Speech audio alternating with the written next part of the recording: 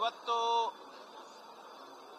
ನಮ್ಮ ರಾಜ್ಯದ ಸಂವಿಧಾನದ ಹೆಡ್ ಆಗಿರ್ತಕ್ಕಂಥ, ಸಂವಿಧಾನದ ಮುಖ್ಯಸ್ಥರಾಗಿರ್ತಕ್ಕಂಥ ಗವರ್ನರ್ ಅವರು ಜಂಟಿ ಅಧಿವೇಶನವನ್ನ ಉದ್ದೇಶಿಸಿ ಕೆಲವು ಶಬ್ದಗಳಲ್ಲಿ ತಮ್ಮ ಭಾಷಣವನ್ನು ಮುಗಿಸಿ ಮತ್ತೆ ವಾಪಸ್ ಲೋಕಭವನಕ್ಕೆ ತೆರಳಿದ್ದಾರೆ. ಗವರ್ನರ್ ಅವರ ಈ ನಡೆಯನ್ನ ಭಾರತೀಯ ಜನತಾ ಪಾರ್ಟಿಯ ನಾವೆಲ್ಲರೂ ಕೂಡ ಸ್ವಾಗತವನ್ನ ಮಾಡ್ತೇವೆ. ಕಾರಣ ಏನು ಅಂತ ಹೇಳಿದ್ರೆ, ಏನು ಜಂಟಿ ಅಧಿವೇಶನಕ್ಕೋಸ್ಕರನೇ ಮುದ್ರಿಸಲಾಗಿರ್ತಕ್ಕಂಥ ಸರ್ಕಾರದ ಸಾಧನೆಗಳ ವರದಿ ಪುಸ್ತಕ ಏನಿದೆ, ಅದರಲ್ಲಿ ಸಂಪೂರ್ಣವಾಗಿ ಸುಳ್ಳಿನ ಕಂತೆ ತುಂಬಿಸಲಾಗಿದೆ.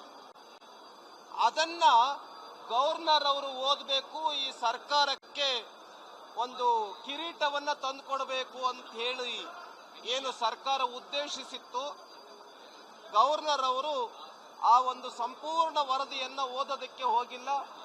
ಈ ಸರ್ಕಾರದ ನಡೆಯನ್ನ ಅರ್ಥ ಮಾಡಿಕೊಂಡು ಗವರ್ನರ್ ಅವರು ತಮ್ಮ ಸ್ವತಂತ್ರವಾಗಿರ್ತಕ್ಕಂಥ ನಿರ್ಧಾರವನ್ನು ತೆಗೆದುಕೊಂಡಿದ್ದಾರೆ. ನಾನು ಆತ್ಮೀಯವಾಗಿರ್ತಕ್ಕಂಥ ಸ್ವಾಗತವನ್ನು ಬಯಸ್ತೇನೆ. 4-5 ಅಂಶಗಳನ್ನು ಹೇಳೋದಕ್ಕೆ ಬಯಸ್ತೇನೆ. ಸ್ವತಃ ಮುಖ್ಯಮಂತ್ರಿಗಳೇನೆ ನಮ್ಮ ಕರ್ನಾಟಕ ರಾಜ್ಯದ ಪೊಲೀಸ್ ವ್ಯವಸ್ಥೆ ಸಂಪೂರ್ಣವಾಗಿ ವಿಫಲ ಆಗಿದೆ ಅಂತ ಹೇಳಿದ್ದಾರೆ. ಆದರೆ ಆ ಪೊಲೀಸ್ ವ್ಯವಸ್ಥೆ ವಿಫಲ ಆಗಿರ್ತಕ್ಕಂಥದ್ದು ಈ ಪುಸ್ತಕದಲ್ಲಿಲ್ಲ. ಉದಾಹರಣೆಗೆ ಡ್ರಗ್ಸ್ ಫ್ಯಾಕ್ಟರಿ ಮೈಸೂರಿನಲ್ಲಿ ಇದೆ. ಅದನ್ನ ಪತ್ತೆ ಹಚ್ಚೋದಕ್ಕೆ ಮಹಾರಾಷ್ಟ್ರದ ಪೊಲೀಸರು ಬೇಕಾ? ಕರ್ನಾಟಕ ರಾಜ್ಯದ ಪೊಲೀಸರು ಏನ್ ಮಾಡ್ತಾ ಇದ್ದೀರಿ ಅಂತ ಪ್ರಶ್ನೆ ಕೇಳಿದ್ರು. ಅದ್ಯಾವುದು ಕೂಡ ಈ ಪುಸ್ತಕದಲ್ಲಿಲ್ಲ. ಕರ್ನಾಟಕ ರಾಜ್ಯದಲ್ಲಿ 3800ಕ್ಕಿಂತ ಹೆಚ್ಚು ಜನ ರೈತರು ಆತ್ಮಹತ್ಯೆ ಮಾಡ್ಕೊಂಡಿದ್ದಾರೆ. ಆದ್ರೆ ರೈತರಿಗೆ ಖರೀದಿ ಕೇಂದ್ರವನ್ನು ಓಪನ್ ಮಾಡಿದೀವಿ ಅಂತ ಹೇಳ್ತಾರೆ. ಖರೀದಿ ಕೇಂದ್ರ ಓಪನ್ ಮಾಡಿಲ್ಲ. ಪ್ರವಾಹ ಬಂದಂತ ಸಂದರ್ಭದಲ್ಲಿ ರೈತರಿಗೆ ನೆರವನ್ನ ಕೊಡಲಿಲ್ಲ, ಆದ್ರೆ ನೆರವು ಕೊಟ್ಟಿದ್ದೀವಿ ಅಂತ ಹೇಳಿದ್ದಾರೆ. ಮಹಿಳೆಯರ ಮೇಲೆ ಅತ್ಯಾಚಾರಗಳಾಗ್ತಾ ಇದೆ, ಮಹಿಳೆಯರಿಗೆ ಸುರಕ್ಷೆ ಇಲ್ಲ. ಮಹಿಳೆಯರಿಗೆ ಸುರಕ್ಷತೆಯನ್ನು ಒದಗಿಸೋದರಲ್ಲಿ ಪೊಲೀಸ್ ವ್ಯವಸ್ಥೆ ವಿಫಲ ಆಗಿದೆ. ಕರ್ನಾಟಕ ರಾಜ್ಯದಲ್ಲಿ ಆಡಳಿತ ಪಕ್ಷದ ಶಾಸಕರೇನೆ ನಮಗೆ ಅಭಿವೃದ್ಧಿಗೆ ಹಣ ಕೊಡ್ತಾ ಇಲ್ಲ, ಈ ಸರ್ಕಾರ ಅನುದಾನ ಕೊಡ್ತಾ ಇಲ್ಲ, ಮೊದಲು ನಮಗೆ ಅನುದಾನ ಕೊಡಿ ಅಂತ ಕೇಳಿದ್ರು. ಅದ್ಯಾವುದು ಕೂಡ ಈ ಪುಸ್ತಕದಲ್ಲಿಲ್ಲ.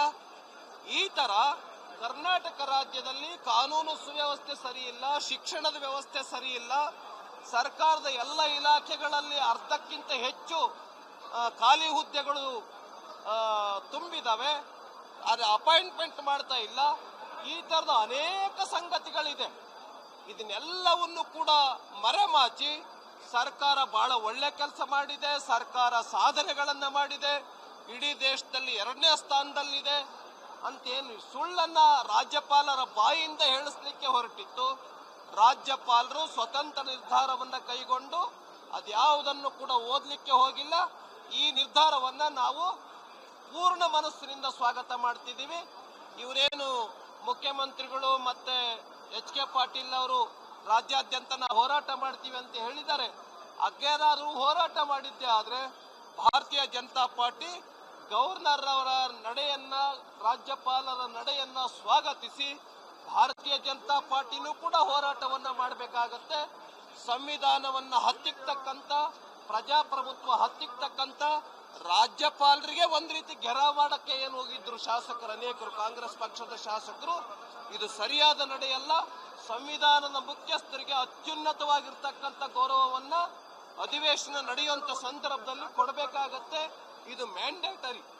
ಆದ್ರೆ ವಾಪಸ್ ಹೋಗಂತ ಸಂದರ್ಭದಲ್ಲಿ ಗವರ್ನರ್ ಅವರಿಗೆ ಅಡ್ಡಗಟ್ಟಿರ್ತಕ್ಕಂಥ ಶಾಸಕರು ಯಾರಿದ್ದಾರೆ, ಆ ಶಾಸಕರನ್ನ ಕೂಡಲೇ ಸಸ್ಪೆಂಡ್ ಮಾಡಬೇಕು, ಅಮಾನತಿನಲ್ಲಿ ಇಡಬೇಕು ಅಂತೇಳಿ ಈ ಸಂದರ್ಭದಲ್ಲಿ ನಾನು ಹೇಳೋದಕ್ಕೆ ಬಯಸ್ತೇನೆ. ಗ್ಯಾರಂಟಿ ನ್ಯೂಸ್, ಸುದ್ದಿ ಖಚಿತ, ನ್ಯಾಯ ನಿಶ್ಚಿತ.